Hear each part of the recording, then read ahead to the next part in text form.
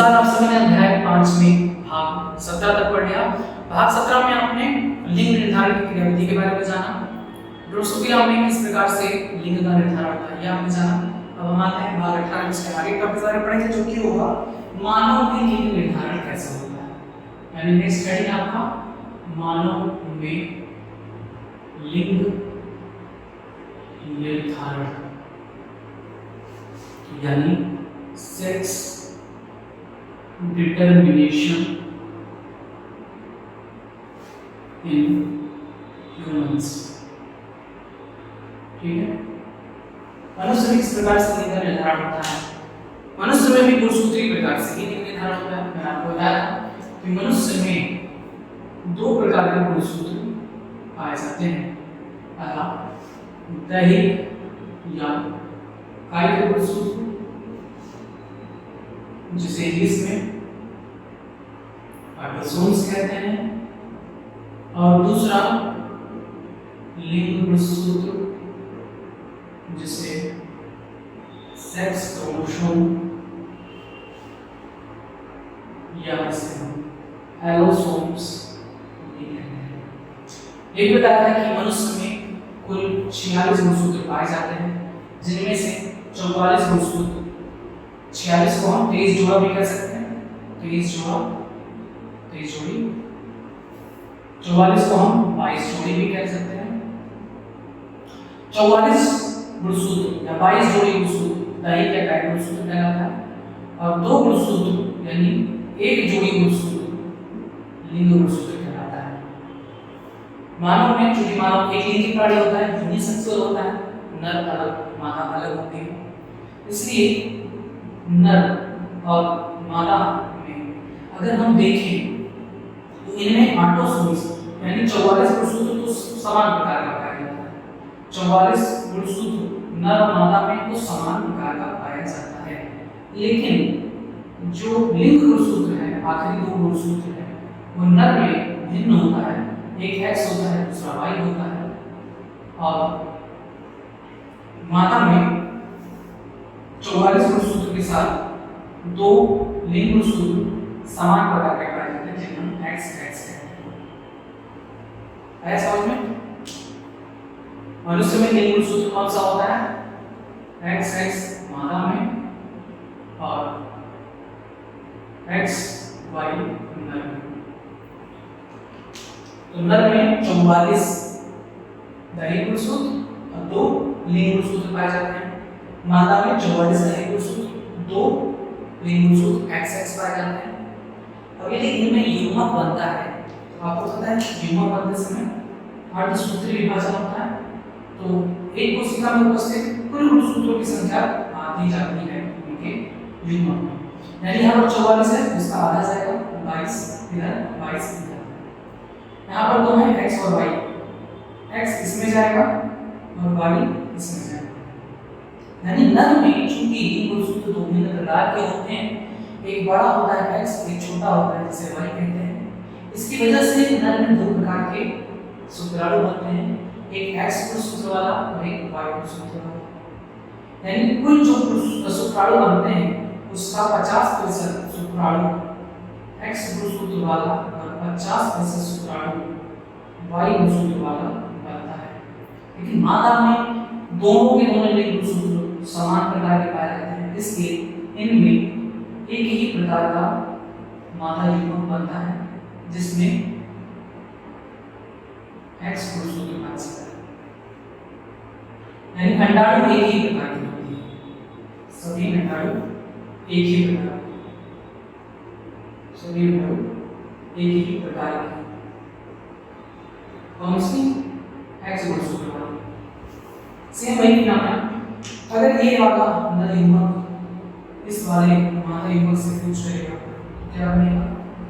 22 कितना हो गया? 44 प्लस X यहाँ से X यहाँ से क्या बनेगी? मादा संतान बनेगी।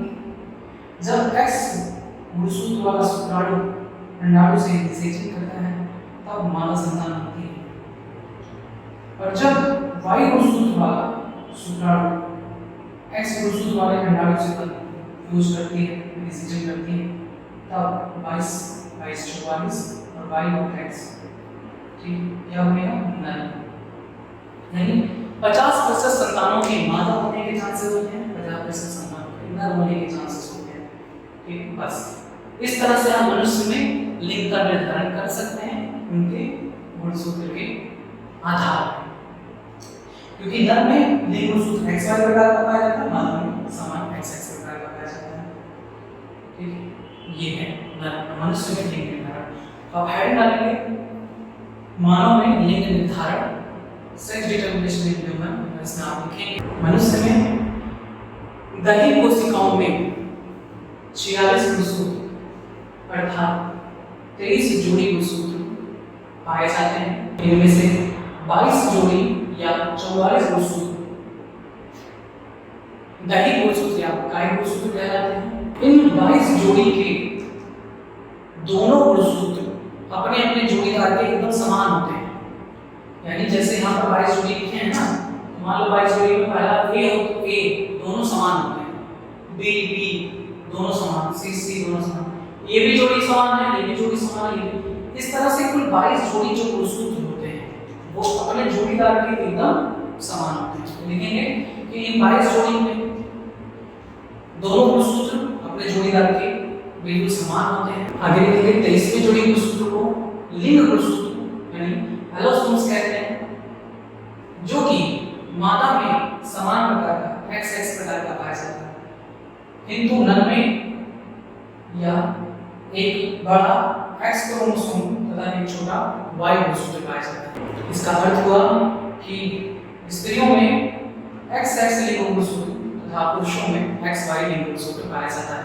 पुरुषों में नर युग्मक शुक्राणु के निर्माण के समय दोनों लिंग गुणसूत्र अलग अलग शुक्राणु में चले जाते हैं, अतः नर में 2 प्रकार के शुक्राणु का निर्माण होता है। मैच करके पहला 22+X वाले तथा दूसरा 22+Y वाले। इसके विपरीत स्त्रियों में सभी युग्मक समान प्रकार के होते हैं, अर्थात इनमें 22+X वाले अंडाणु बनते हैं।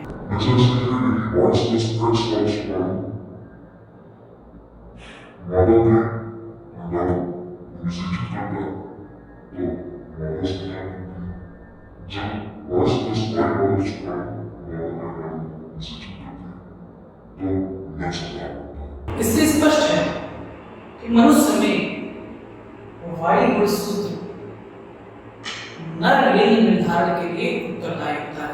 अतः वाई गुणसूत्र को एंड्रोसोम भी कहते हैं। वाई गुणसूत्र को एंड्रोसोम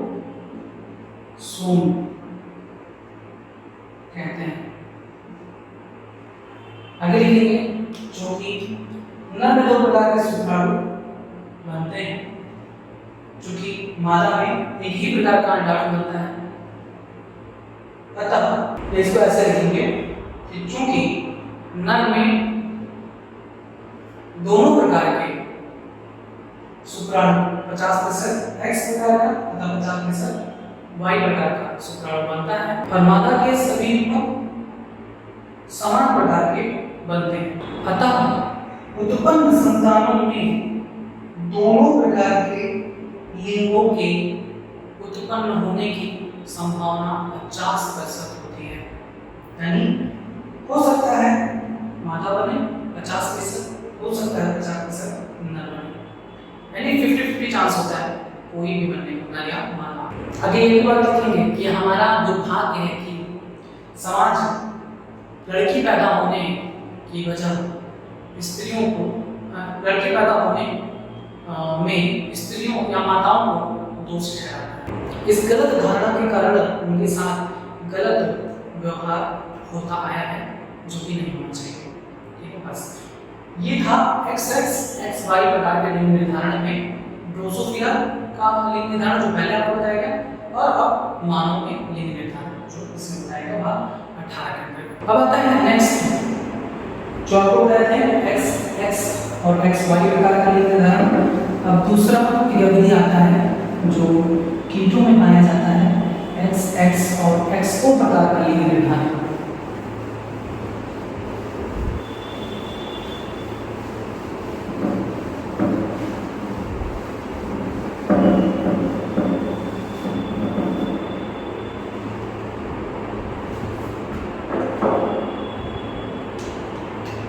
एक्स एक्स एक्स ओ प्रकार का लिंग निर्धारण, X X X O type of sex determination. ये किसमें पाया जाता है? सबसे पहला इंपॉर्टेंट पॉइंट यही होता है, सबसे ज्यादा नीट में पूछा जाता है। तो बताइए एक्स एक्स एक्स ओ प्रकार का लिंग निर्धारण किसमें होता है? तो अधिकांश कीटों में होता है, ठीक है। टिड्डा, काकरोच, खटमल, इन सभी में इस प्रकार का लिंग निर्धारण पाया जाता है, जिसमें होता क्या है, जो मादा होती हैं उनमें तो दोनों एक्स प्रकार का लिंग सूत्र पाया जाता है, लेकिन जो नर होते हैं उनमें एक ही एक्स सूत्र पाया जाता है, दूसरा नहीं पाया जाता, इसलिए हम जीरो से डिनोट करते हैं। जीरो या इसे ओ कहिए, लेकिन मैं इसे जीरो ही कहूँगा, क्योंकि यहाँ पर इसका मतलब होता है कोई गुणसूत्र नहीं, सिर्फ एक ही लिंग गुणसूत्र। यानी मादाओं में ऑटोसोम्स के बाद सिर्फ दो लिंग गुणसूत्र एक्स एक्स पाया जाता है, नर में ऑटोसोम के साथ केवल एक एक्स गुणसूत्र पाया जाता है। ऐसा समझ लो। तो अब यहाँ पर देखेंगे कि इनमें युग्मक कैसे बनेगा। मादा में युग्मक एक ही प्रकार का बनेगा, क्योंकि इनमें एक्स एक्स गुणसूत्र पाया जाना, यानी ऑटोसोम प्लस एक एक्स गुणसूत्र, ये युग्मक बनेगा, ये युग्मक है। उसी तरीके से यहाँ पर भी एक ऑटोसोम और एक एक्स क्रोमोसोम। मादाओं में सभी अंडाणु समान प्रकार के, यानी ऑटोसोमल प्लस एक्स वाले बनते हैं, ठीक है। नर में दो प्रकार का युग्मक बनता है, नर में दो प्रकार का युग्मक बनता है, autosome plus x, autosome without x. यानी यहाँ पर नर में दो प्रकार के युग्मक बनते हैं, जिसमें एक युग्मक में एक्स गुणसूत्र पाया जाता है, एक में नहीं पाया जाता। यानी कह सकते हैं 50% जो शुक्राणु बनेंगे उनमें एक्स गुणसूत्र पाया जाता है, 50% शुक्राणु बनेंगे जिसमें एक्स गुणसूत्र नहीं पाया जाता। यानी इनमें एक गुणसूत्र की कमी है। जैसे बताया था प्रोटोगोनल कीट में इनमें 14 पाए जाते हैं, तो नर में 13 पाए जाते हैं, 6 ऑटोसोम और एक एक्स क्रोमोसोम, ठीक है। 6 जोड़ी ऑटोसोम, यानी 12 ऑटोसोम और एक एक्स क्रोमोसोम। अब यहाँ पर भी वही चीज, अगर अंडाणु मतलब कोई शुक्राणु जो एक्स क्रोमोसोम युक्त है, अगर वो अंडाणु से फ्यूज करता है तो बनाएगा autosome plus autosome plus x plus x. अब ये जो मादा संतान पैदा होगी, जब एक्स गुणसूत्र वाला शुक्राणु किसी अंडाणु से निषेचन करता है तो मादा संतान बनती है, और जब एक्स गुणसूत्र रहित शुक्राणु जब मादा युग्मक के साथ फ्यूज करती है तब A plus A autosome plus autosome plus X और प्लस ओ क्या बन जाएगा, नर संतान में,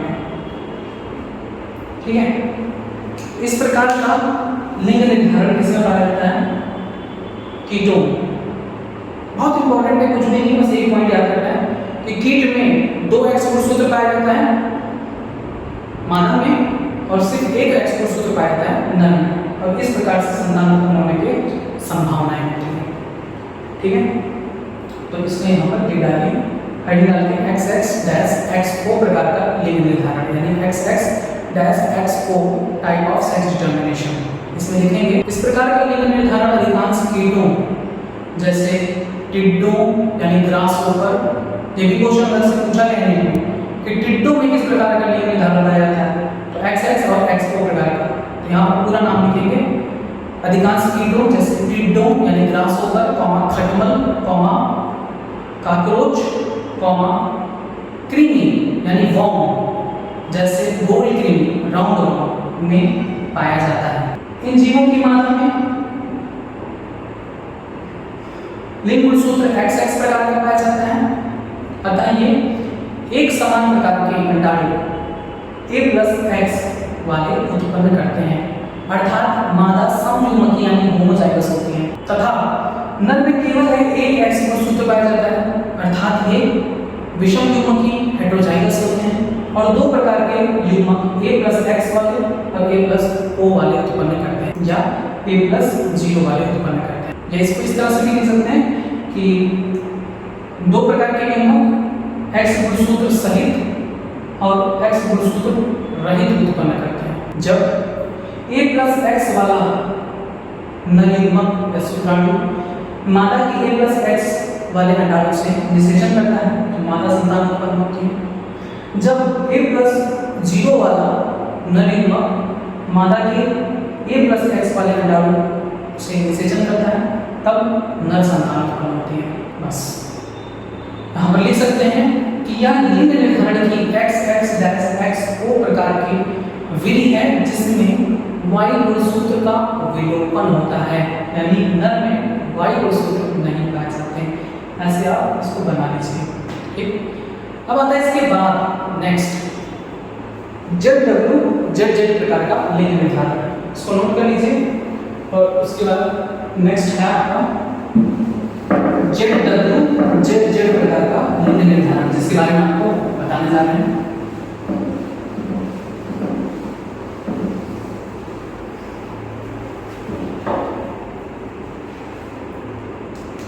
नेक्स्ट टॉपिक हेडिंग डालेंगे ZW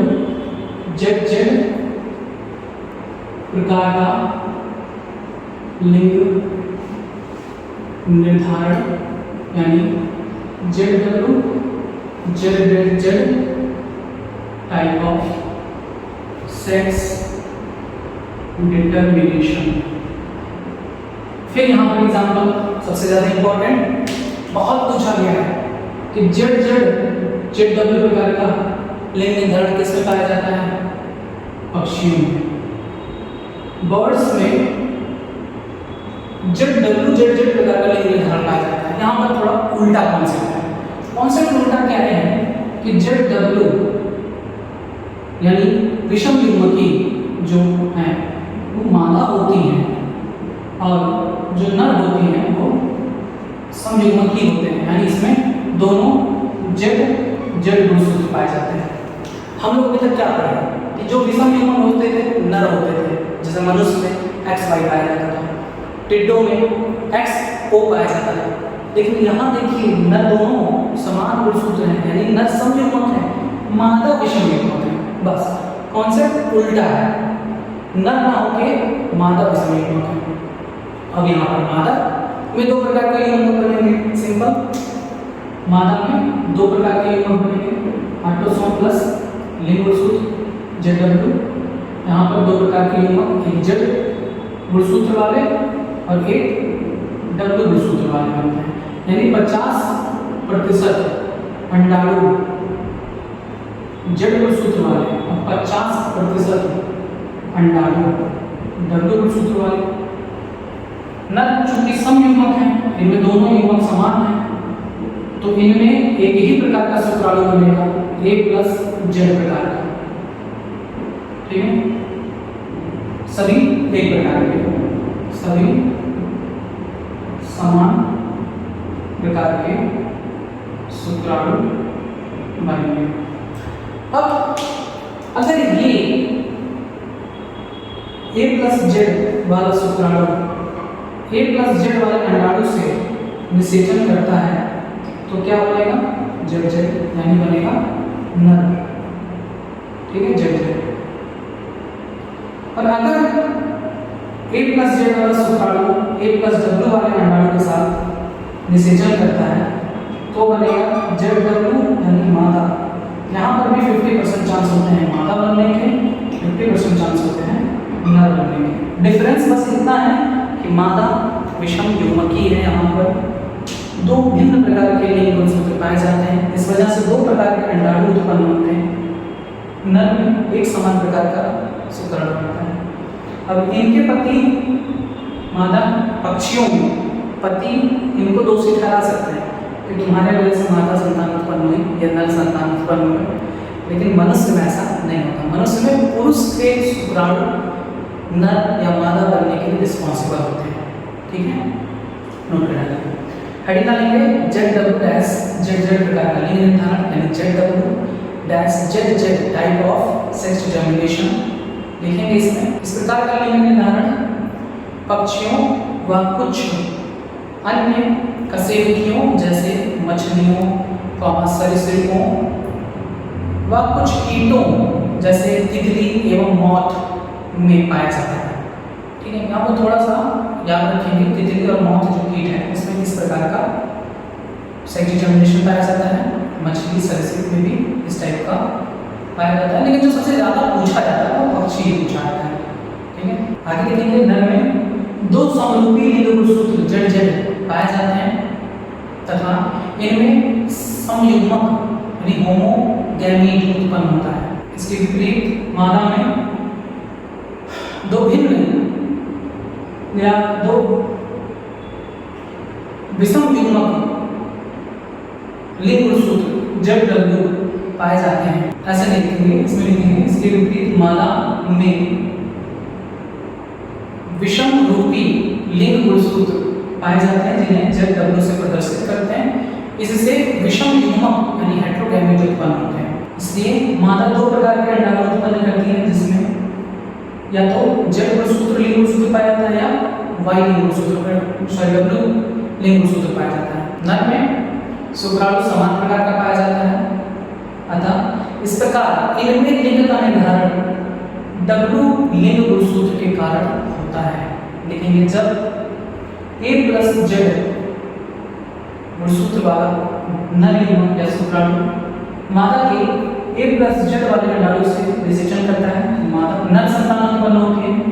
और जब A+Z वाला शुक्राणु या नर युग्मक मादा के A+W वाले अंडाणु से विसेचन करता है तब मादा संतान उत्पन्न होती है।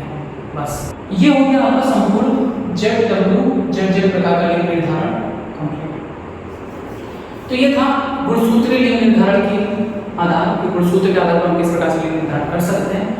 अब इसके बाद आता है लिंग निर्धारण की आकृति व द्विपरीत विधि, जो मधुमक्खियों, वैस और चींटियों में देखने को मिलती है, जो आपको नेक्स्ट पार्ट में बताया जाएगा। और नेक्स्ट पार्ट में इनसे पूछे हुए अभी तक के समस्त क्वेश्चन जो नीट में आए हैं वो कराए जाएंगे। अच्छी तरीके से पढ़ लीजिएगा, क्योंकि नेक्स्ट पार्ट में मैं सबसे पहले आपसे क्वेश्चन पूछूंगा, उसके आंसर्स बताऊंगा। मेरे आंसर देने से पहले आप आंसर दीजिएगा। इतना आप पढ़ लीजिए। यहाँ से खूब क्वेश्चन नीट में पूछे जाते हैं, हर साल ये क्वेश्चन तय रहता है, 1 से 2 क्वेश्चन भी आ जाते हैं। ठीक, तो इतना पढ़ लीजिएगा। कुछ क्वेश्चन है जिसके आंसर आप कमेंट बॉक्स में अभी दे दीजिए। पहला क्वेश्चन है कि बताइए कीटों में किस प्रकार का लिंग निर्धारण पाया जाता है। दूसरा, नर कीट में कितने लिंग गुणसूत्र पाए जाते हैं। नेक्स्ट क्वेश्चन, ZW ZZ प्रकार का लिंग निर्धारण किस में पाया जाता है। बस इतने क्वेश्चन हैं जिनके आंसर आप कमेंट बॉक्स में दीजिएगा। आगे के टॉपिक्स के लिए आप जुड़े रहिए बायोलॉजी यूट्यूब चैनल। धन्यवाद।